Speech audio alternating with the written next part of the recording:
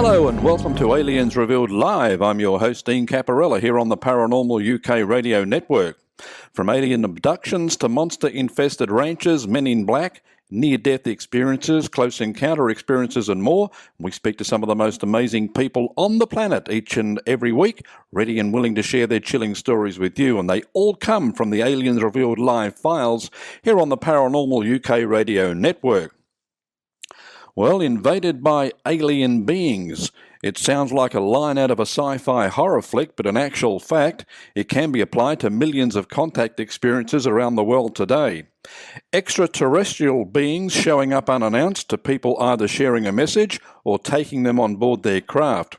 It sounds like a fantastic story, but since Betty and Barney Hill broke the official mold on alien contact in 1961, the numbers of contact experiences who have come forward since then has gone from hardly a trickle to a raging river.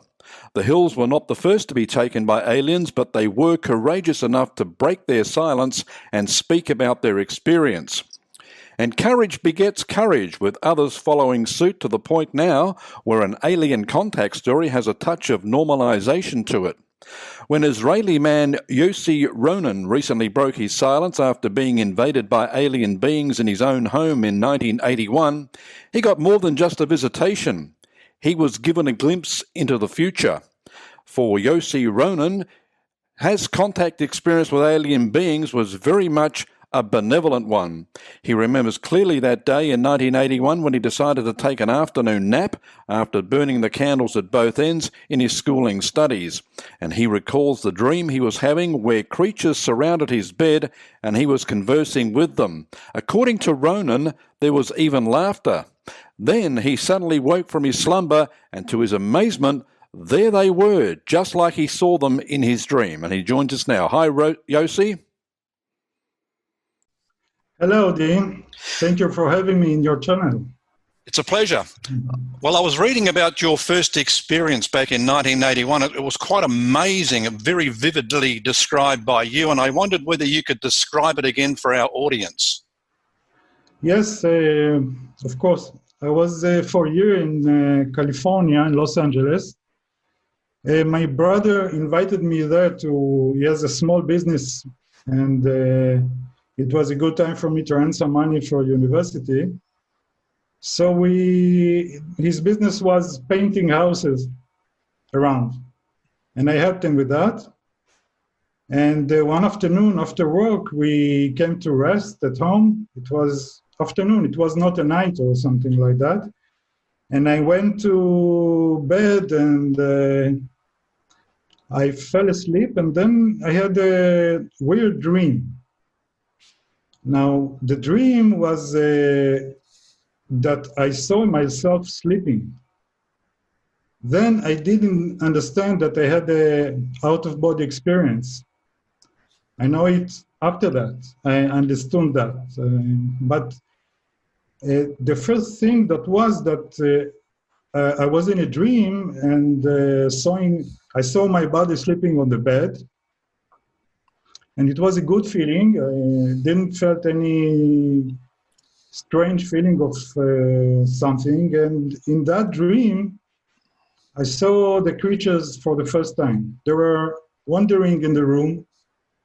One of them was standing near my bed, looking at my body sleeping. I was with my face to the wall. And he was looking at me, and others were walking in the room, examining things. One look at the television, touch it. The other one took a paper from the table and touch it and feel it, and maybe smell that even. The other one was walking, a little bit weirdly walking. And I felt that this is, to be in the room, it was new for them. To walk was new for them. They were very clumsy. And they were very curious about what's going on there. And we had the connection in that dream. In that dream, I didn't see a body of myself or something like that. I was something transparent near my bed. watching them, and we had a connection. I don't remember what was the connection in the dream, but we felt very close and like friends. And we laugh. They like to laugh. That's how I felt them, and it was a good communication. And then I woke up. I woke up with my face to the wall because I heard the noise in the room. And I didn't know what's going on in the room. And I remember the weird dream that I have with small creatures. They were green with black eyes. And that in 81, there was no internet, or I didn't see any books. I was not interested in this kind of subject at all. I just felt it was a very weird dream. I was very amused, and we were laughing, and then I heard the noise, and I started to think that maybe a thief came to the room, because I heard noises that things moved and like that. So I turned around, sit on the bed, and that was very shocking thing to see. The one that in my dream was standing near my bed was standing half a meter than me, watching at me with his black eyes, and the others were in the room standing, like getting realized that I'm sitting and watch them. And I don't know if they were planning they have a plan for me to be awake and see them or not. Maybe it was... Yeah. I was just going to say, so I was going to ask, do you think they were surprised that you woke up, or the plan was to keep you in that dream state? I don't know. I'm a lot of years I'm examining other people that have the same contact, communication, face-to-face, like I had, and I really don't know. But it seems that now I became to admit that probably they knew it's going to happen, because many years after that, I had a hypnotic regression. And in that regression, I understood that I had my first contact was when I was 3 years old. So okay, it seems that there was a connection that I didn't remember at all. I didn't know about it. I didn't think about it. And there is something that's going on that I don't know till now really what's the purpose of all of that. Maybe, I don't know, but I'm not sure that they meant me to be awake and see them face to face, because it was very frightened. I mean, today I know how much other people can be afraid, and it's very natural because they are so different. First one, the look of them. The second thing is that you understand that they are not human. The other thing is that you think that you got out of your mind, because this is something that you don't see. You don't see these things. Did they turn hostile when they realized you were awake? No. Completely the opposite. They were surprised. I think they were surprised too. And they felt my fear. They were standing there, and the fear is something that, I mean, very, very deep fear. It's like fear of death. Very strong one, because it's very complicated, but in the years I understand why many people have that fear, that it's not because there is something to be afraid about, because it's so different, and it's so close in the consciousness connection. The connection is so close that is very foreign for you to feel this connection, this oneness with them. because that's the way that they are connecting. Did, They're did, connecting. did that connection overwhelm you? Is it because it's something you're not used to? Of course, I didn't have any such a thing like that before. I didn't knew even the idea of telepathy. When I saw them, I knew that they are like, I felt that they can have my feelings, they understand my thoughts, and I was in shock with that. I thought that they are much stronger than me, and they're gonna, like, they can. I'm not like I'm a prison in their consciousness. That was my first feeling, because I didn't understand that they are connecting with me through myself. I was in the time that the good thing that happened there is that because the earlier dream that we had a good connection and we left, it gave me a couple of seconds to try to see if the dream was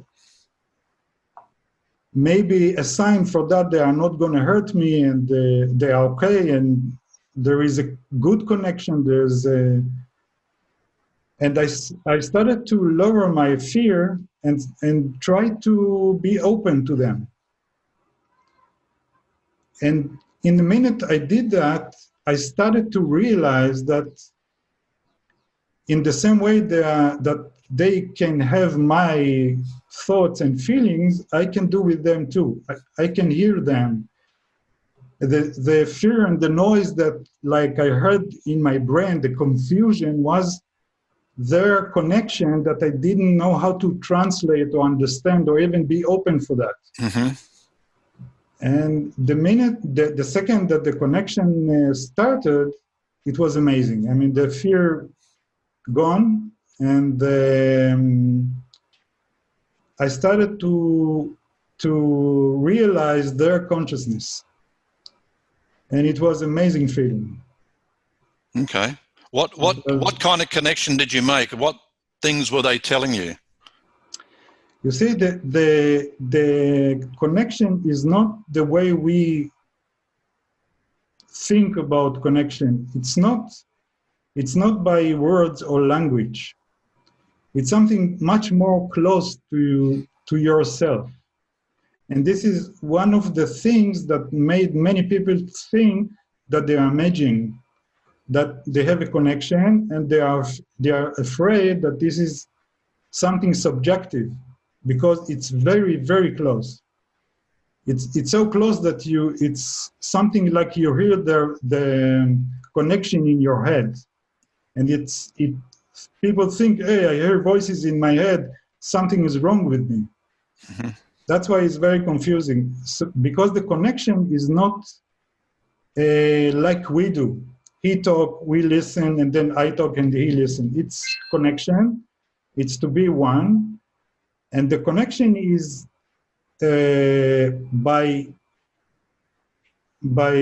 having each other in the same second. I mean, what I ask is in the same meaning is that the answer. Mm-hmm.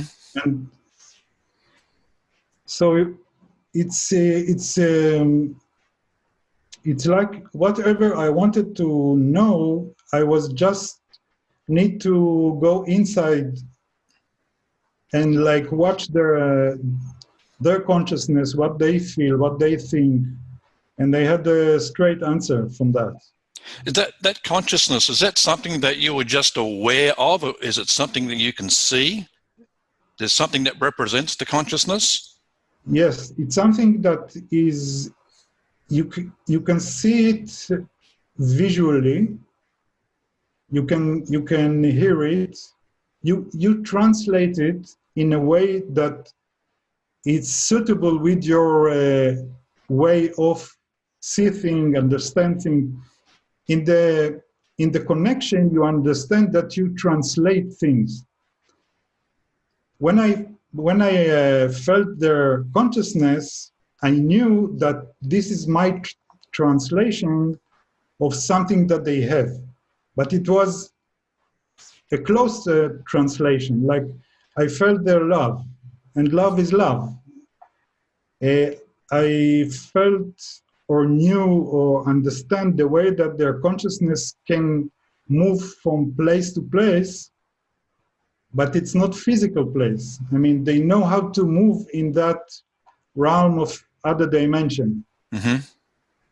That's why that's what they like told me, that they are not from a different star, that they are from a different dimension. Mm-hmm. And that different dimension is not a different place. It's a different, like, environment here and everywhere. Okay. It's not a physical or it's not a physical dimension. No. Mhm. So what other things did you learn from them? I mean, you must have had a lot of questions you wanted to ask. Well, it taking me years to open it, because it was very short. I stood only, I think it was 1, 2, or 3 minutes. I don't have any defined time that of the connection that we have, because the body having a very difficult time to have this connection, because it's far out. It's much more stronger than you usually have in your normal life. It's very strong, and so in that seconds, there were many things that were like.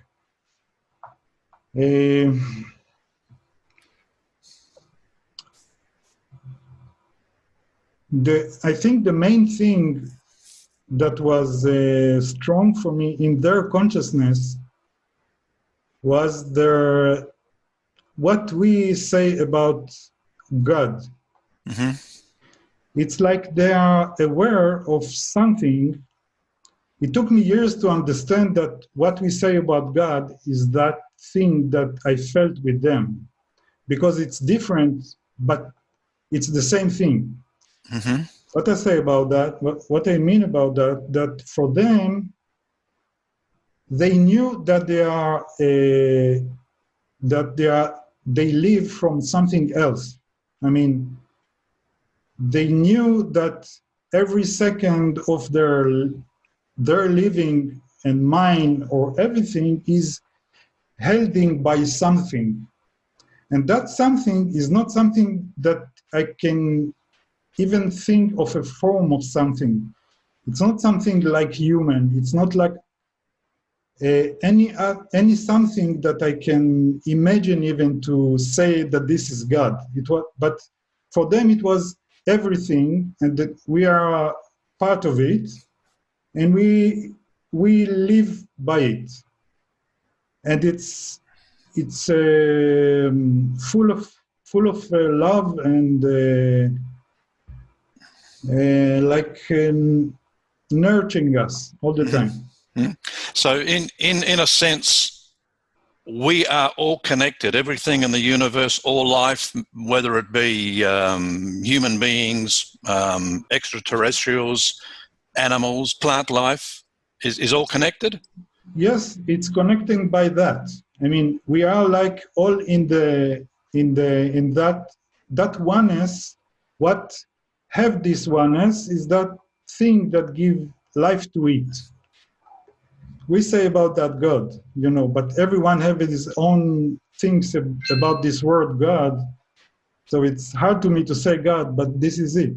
I mean, they know it. They don't have to believe it or not. They just know it every second. In every second of they are conscious of it, and we are all in it. And this is the thing that connects us all. And it seems that we are human. We have like two parts of consciousness. We have our own normal consciousness that we live the way we live, but we have a different one. It's not different, it's connected, but it's much more deeper. The consciousness that we dream, that we imagine, our subconsciousness, our upper consciousness, and we have a kind of communication between our two way of consciousness. And it seems that they are trying to help us to connect with ourselves, with our deep consciousness, that it's very wide. It's like our own consciousness, our deep consciousness is connected to the one all the time. Mm-hmm. And we are here bit by bit, open a window for that. And it seems that they came here to help us doing that. But they are not like allowed to do it in a, suddenly come here and say, hey, we are here, and they let us do it in ourselves, because this is the thing that we are doing here. We are open our self to ourselves. Mm. So they were teaching you that a lot of the problems that we have in our lives, we can basically just go within ourselves and solve those problems because we have the knowledge. Yes, we have the knowledge, and the work. The work that we do here is to take this knowledge to our physical, ordinary life. I mean, like to develop spiritually is not for the soul, because the soul is already there. All the work that we do is to manifest this through our body, through our thinking. It's like we have this world that with so much pain and suffering and good and bad things, and we have to we try to open ourselves to the understanding of how it's all connected to our soul and to our deep spirit, and this is the development, our own regular consciousness. This is I imagine to get to the level these beings were at, I mean, we must be talking, I mean, they could be millions of years old. Yes, yes. I think that time is very different thing than what we understand, because in that realm that they came from, this other dimension, it seems that time don't have any separated parts like we have past and future. This other dimension is not other time. It's like all the time. It's very hard for us to understand, because for us, future is not here yet. It's going to come, but in the past is not reality too. Our reality is only a very small fraction of time. But for them, reality is all of it. And they can move inside of it in a way that probably we're going to understand in time. But now, so what it means is that like they are part of us from the future, but in our translation. I mean, our translation of time could be like they are us from the future. For them, we are part of them totally. And they can communicate with the aspects of the oneness that we all share together. Yeah, they must be really shaking their heads at the moment, because humanity has evolved into a me generation right now, and there's not a lot of connection between people and the love between people, but people are more self-absorbed about themselves. Yes, I think this is the real job that have the reason that we are here. I mean, to be in a physical world with a physical body that need to survive is very hard. Yeah. This is something that I got from them too. They appreciate our work here very much. They honor us that we are souls that came from the oneness and decided to go to a deep black place, this physical place with a body that see only little things and live with fear and need to start to open his body to this oneness, and it's very difficult. It's very difficult, but I think the communication between the people is the main thing that can give us the opportunity to open ourselves to this oneness, to be happy. Yeah, yeah. You know, our body is working like that. If we do the right things for the spirit, we are happy. Mm. And the good things for the spirit is when you're helping each other and you do good things inside of you, you are happy. So we made for that. And this time that we have so much problems with each other and wars and these kind of things, it gave us hard time until we understand that it's all in the connection between us. Yeah.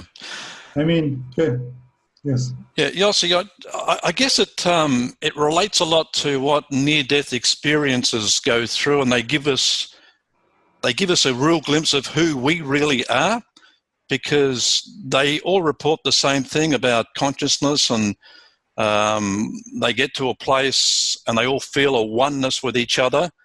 So it begs the question, and what you said earlier, do we really die or we just move on? I'm sure that we may move on.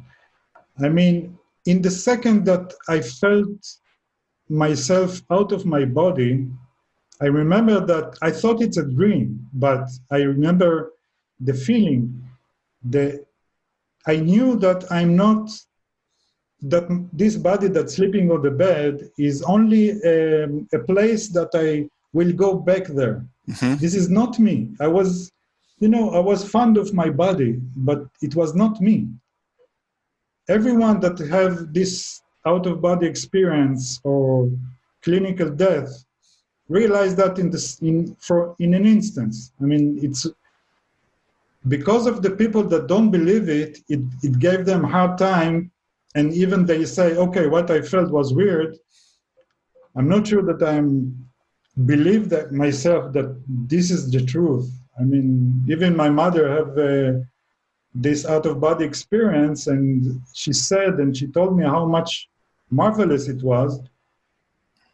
And then I told her, so you know that you're not going to die and that's it. And she said, I don't know.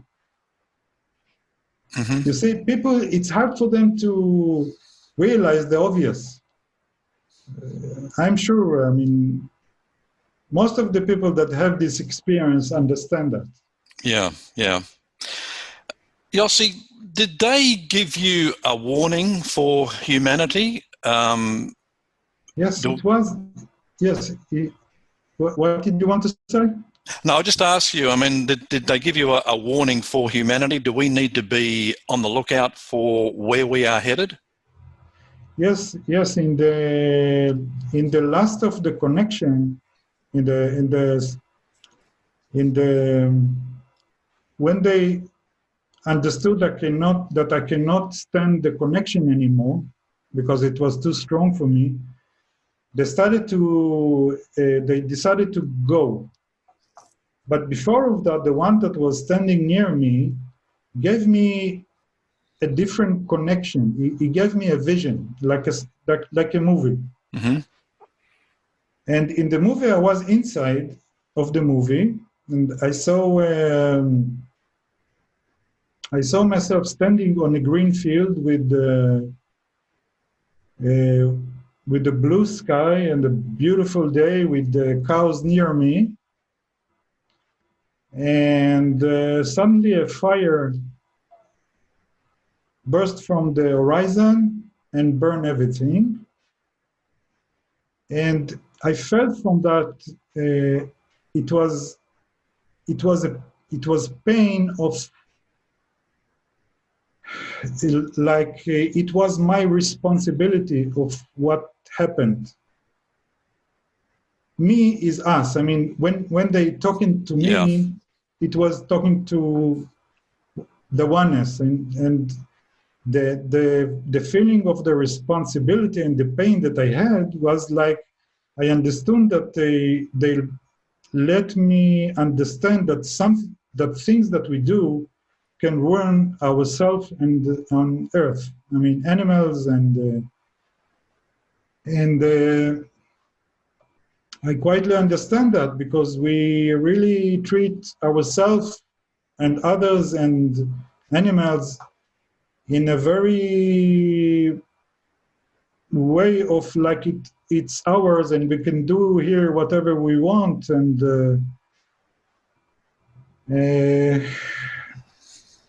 yes, it was frightening to see that. I hope it's not going to happen. It was only a warning. Well, that's interesting you say that. I mean, I'm just going back to one of the Old Testament Bible verses in Genesis that says God gave us dominion over the animals, over the planet. But I guess he meant, but you still need to treat them properly. That's right. In the book, I go into the Bible. After the contact, I didn't started to be religious or something like that, even now. But after the contact, for many years, I tried to understand what happened logically, because what happened for my consciousness and whatever I felt and understand was okay, but I wanted to understand it rationally.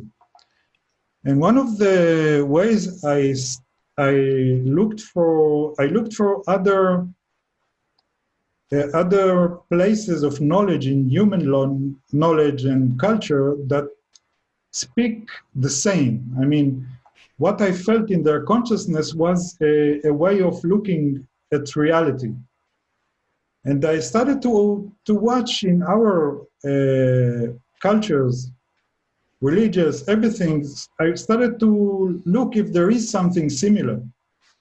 And I saw many things that is getting very near in Buddhism and this kind of stuff. Mm-hmm. 20 years later, I suddenly started to read the Bible. And it was very weird for me because I looked for everywhere else, but not the Bible, because I was born with the Bible and the Torah. Mm-hmm. And in the contact, it didn't have the connection to the Torah, to the Bible that I was in school learning. So I didn't look there. But when I started to read, suddenly I realized that many things that the way they are written there have a very strong connection to their consciousness. Right. And it's written with the simple stories like Adam and Eve and heaven, but there is a very strong way of let you understand things that they are not in the words themselves, like they don't have to talk, but mm-hmm. I translate it. And in this book, I read the book, I read the words, and in the words there is a very strong connection to that thing that I didn't saw anywhere else. Right. For instance, for them, the way they think is not in our duality understanding. I mean, we live here in this physical world, but there is good, bad, up, down, and that's why we can't. It's difficult for us to see the oneness. That black is white. I mean, light and darkness can be together.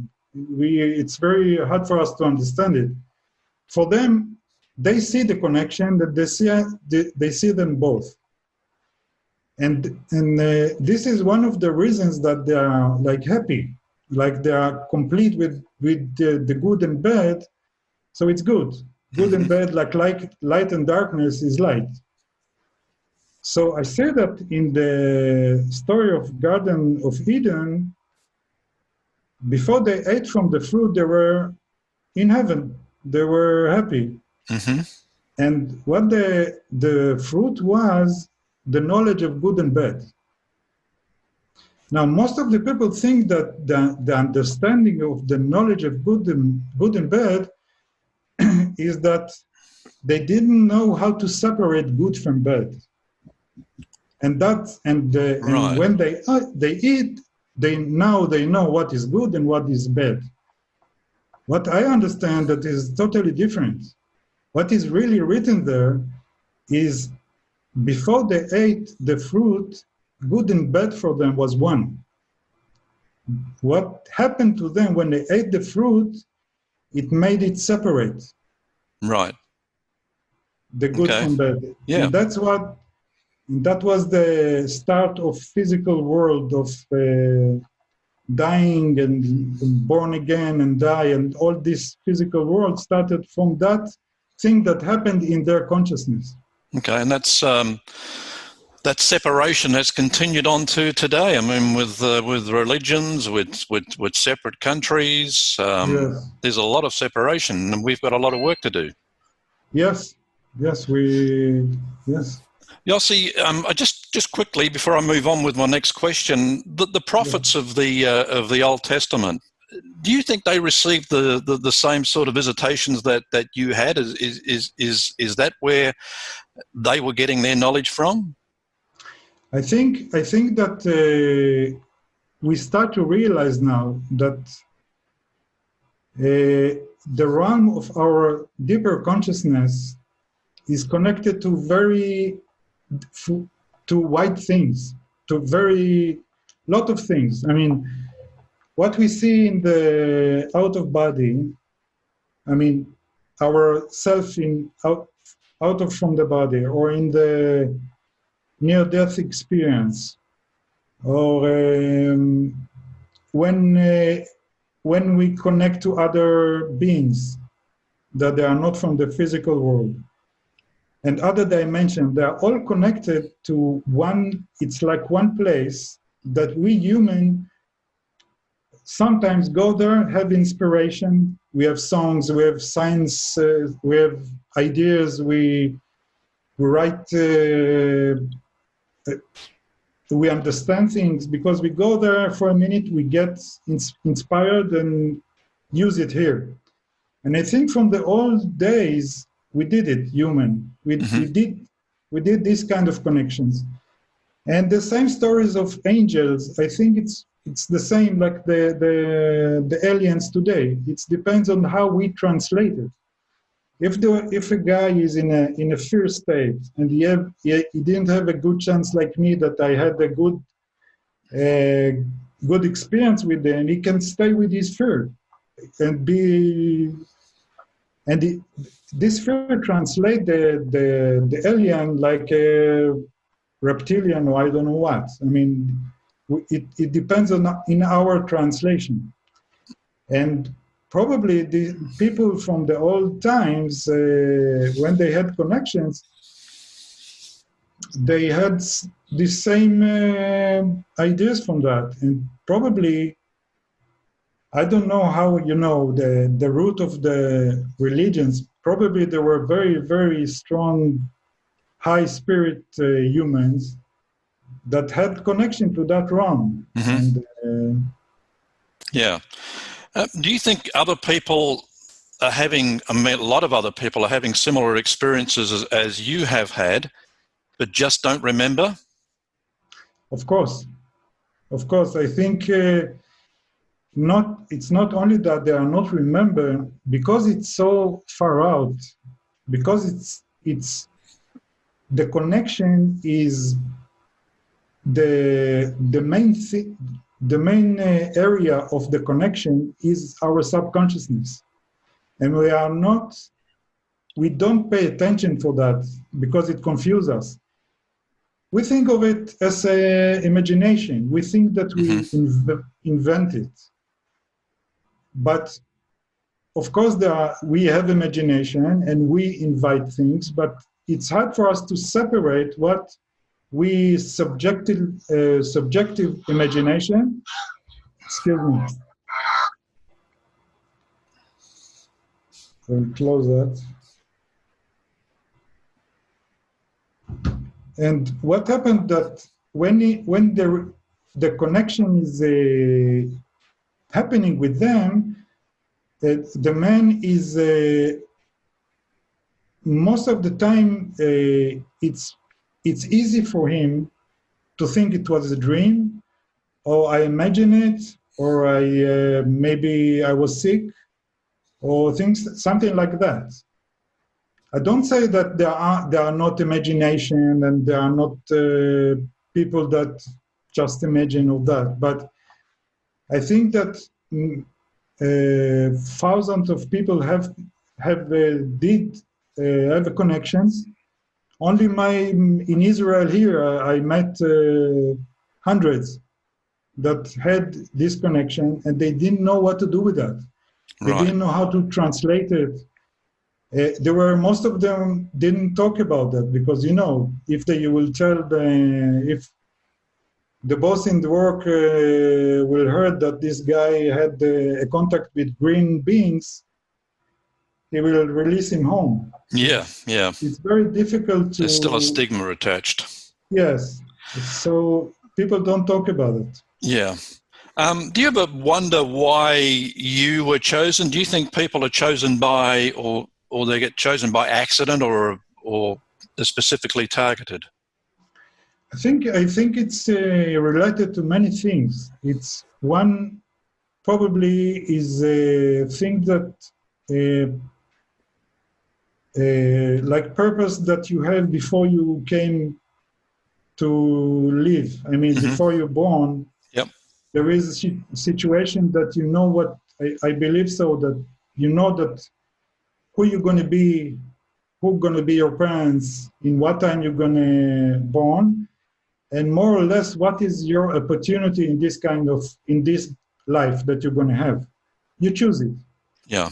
And from this side, I think that it's like work. Everyone have his own work that he decide to do as he do it in this thing. Another thing is you choose the body that you going to be with, your parents. And I noticed that the parents gave you the connection to your consciousness similar to them. I mean, in my family, there is a lot of out-of-body experiences and clinical death. And it seems that there is a thin layer between real consciousness and deep consciousness. And maybe the people that have this connection, they're a little bit more open to that realm of existence. And that's why they have it. And I've read a lot and listened to a lot of the experts in this field talk about babies still being in that consciousness state up until a certain age, before the world starts to pollute their environment. Yeah. But a lot of people wonder why babies just suddenly stare up and will suddenly smile and laugh and as if there was someone there. Yeah, exactly. I saw that too, and what I understood, and it's that the baby in the womb, what I heard, and I think it's truth. before he is born, he is connected to the oneness. Mm-hmm. And in the instance that he born, he forget everything. But he doesn't have this duality thinking yet. Yeah. So he's still open, like he was in the womb, is open for everything. You see, most of the children and the small babies are happy without a reason. I mean, they're just happy because they breathe, or just happy because they live. Only on the years that the duality of good, bad, and started to be logical and rational, you started to block yourself from that oneness. And Yep. but you have to do it. It's natural, and this is the growth that Yep. we do it. Yep. Couple more questions, Yossi. Disclosure, is that something that you think about, like full disclosure? We've spoken quite a bit about that lately, but if you think about it a lot, do you really think these beings, particularly the ones that you came in contact with, are really ready to meet us on an even keel, on an even platform? Well, I think that, I had 30 years more than to think about that and to see what's going on.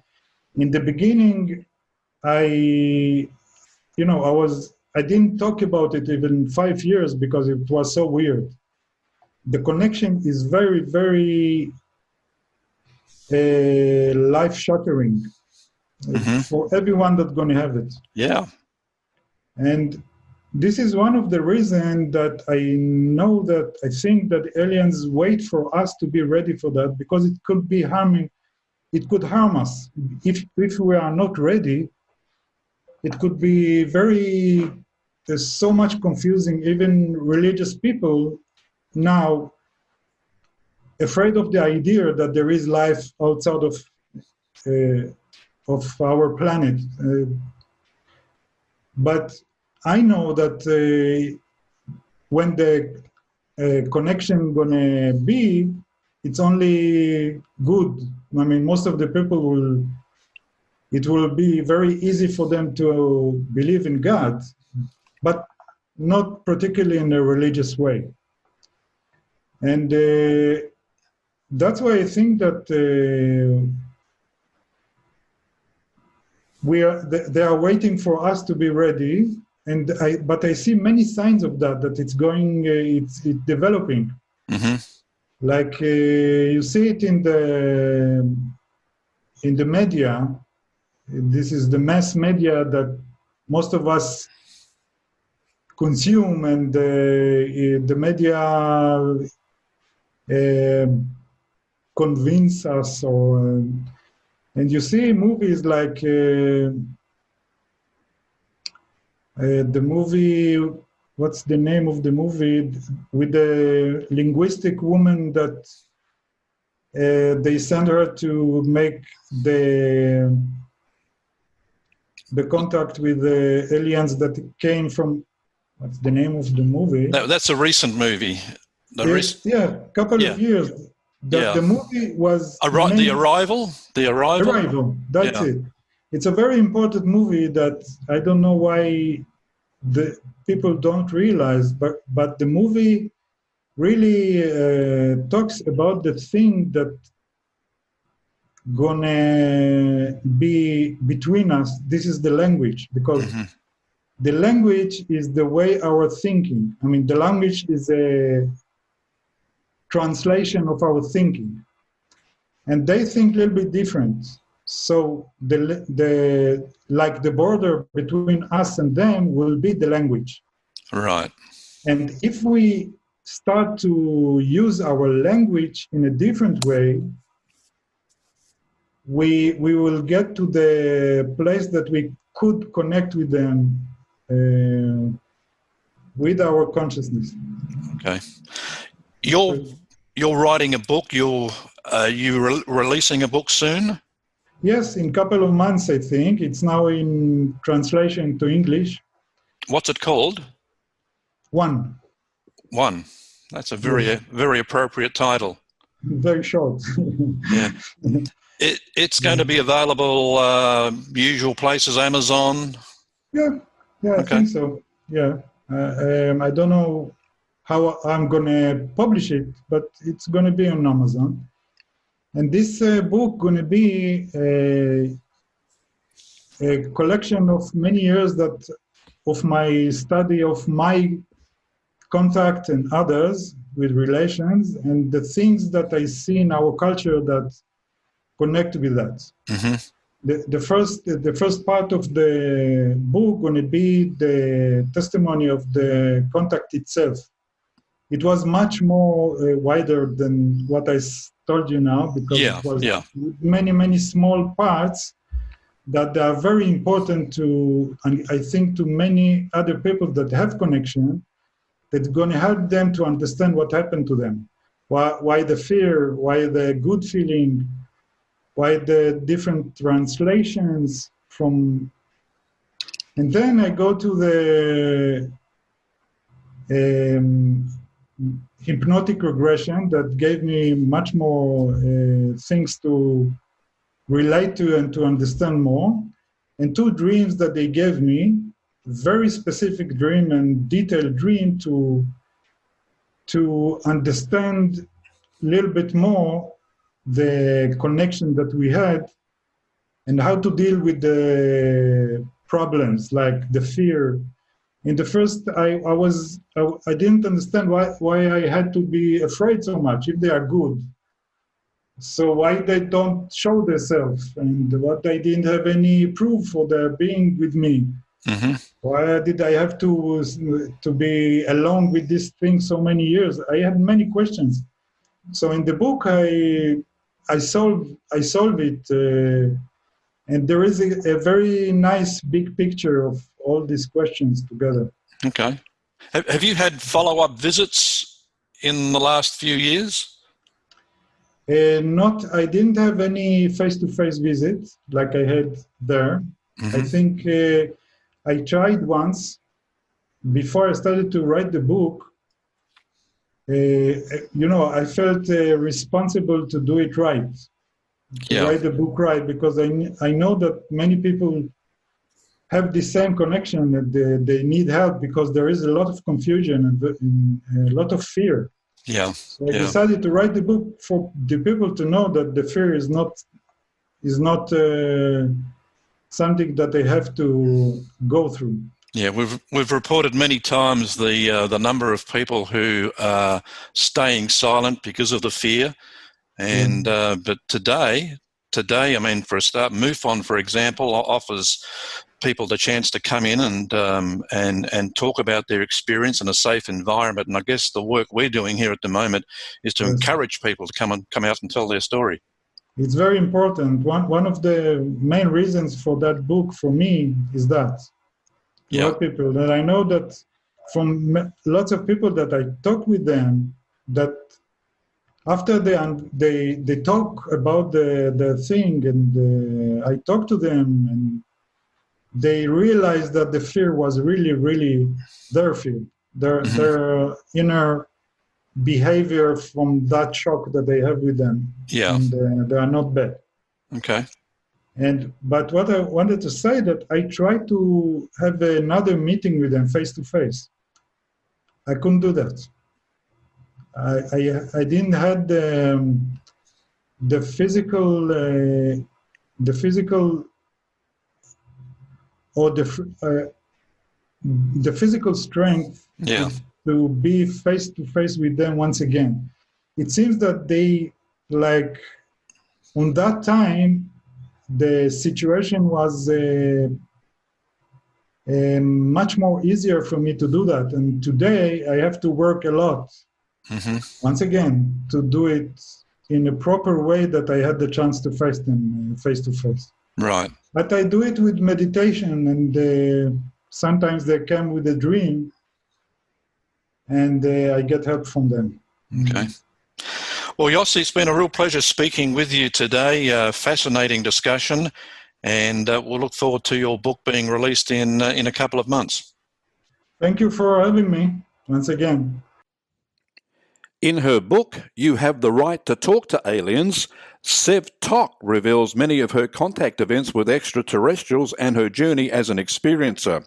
Tok says that contact with extraterrestrials is no accident.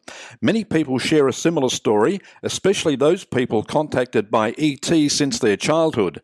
And this also includes people who have had limited contact, as well as people who see UFOs, especially close up. In fact, people seeing UFOs close up is an article for another day.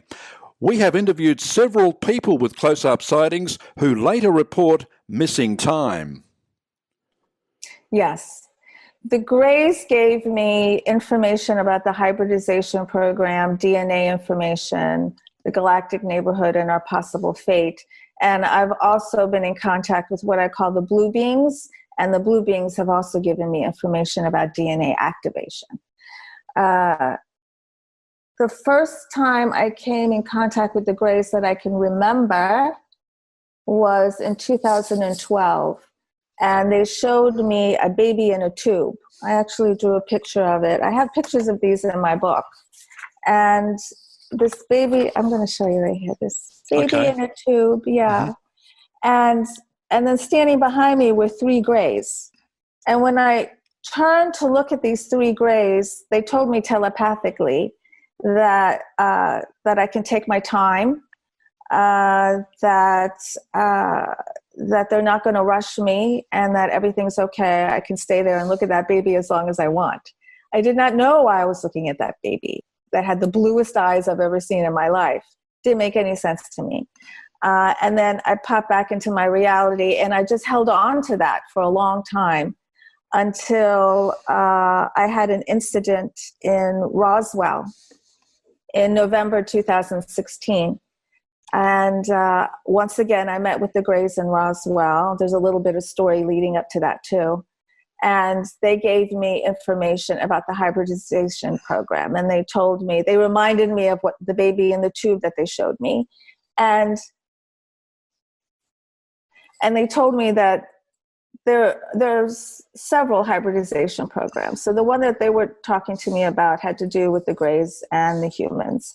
And the Greys are looking for the DNA, if you could call it that, of sympathy and empathy, because that has been bred out of their species. Mm-hmm. And you have to have that in order to continue. So they're like splicing that into the hybrids to make sure they're very loving, very empathetic, and very sympathetic. So these embryos and these babies, there's billions of them because there's millions of people involved in the hybridization program. Many don't even know it because a lot of ET contact happens in an interdimensional, multidimensional fashion, and our brain has a hard time understanding it. So our brain would tell us that was a fantasy or that was a dream, but they're real events. And this is why a lot of people don't even realizing they're having ET contact, because they're allowing their brain to hijack their experience. This is a fascinating interview. Sev Tok could very well give you the answer you're looking for if you're an experiencer yet to talk to someone about your story. That's coming up on the next episode of Aliens Revealed Live Files, and you won't want to miss it. And thanks for being with us once again. Don't forget to check out our site at arlhub.com. That's arlhub.com. And as always, keep looking upwards and take care.